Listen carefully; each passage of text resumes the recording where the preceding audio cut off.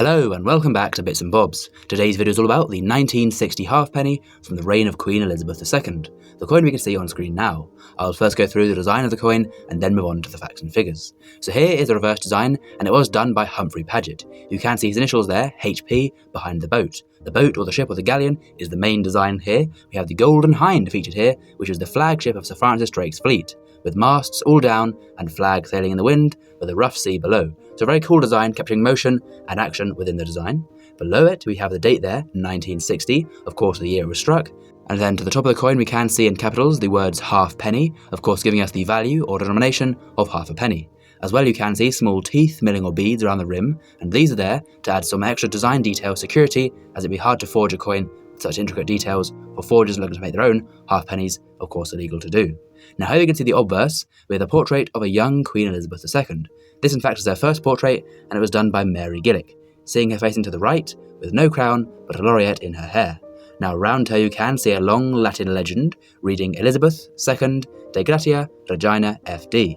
This translates to, in English, Elizabeth II, by the grace of God, Queen, Defender of the Faith. So her titles as Queen, and referring to how she's been chosen by God to rule the country and the empire overseas. You can see a small cross there to the top of the design, and once again more milling, teeth or beads around the rim.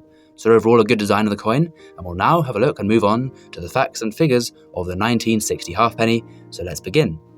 Now this coin was minted at the Tower Hill Mint in London, and this is the home and headquarters of the Royal Mint between 1810 and 1975, when they then moved to Llantrisant in Wales.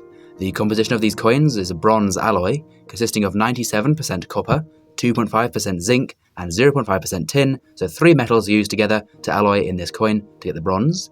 The weight of the coin is 5.658 grams, so a fairly medium-sized coin with the weight and diameter being 25mm exactly, 1 inch in diameter, so a medium-sized coin to use back in the day. The mintage of the 1960 halfpenny is 41,340,000, so a very common coin with many tens and tens of millions of them being produced, so by no means a rare, key or scarce date.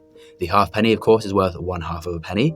This is then 1/24 of a shilling, or 1/480th of a pound sterling. So almost 500 halfpennies to the pre-decimal pound. And then back in 1960, a halfpenny was equal to 6 pence today. So fairly similar to having a 5 pence piece today, or a halfpenny back then, similar values and similar buying powers in their times. And the coin was then demonetised a few years later, in 1969, so this particular coin did not circulate for long.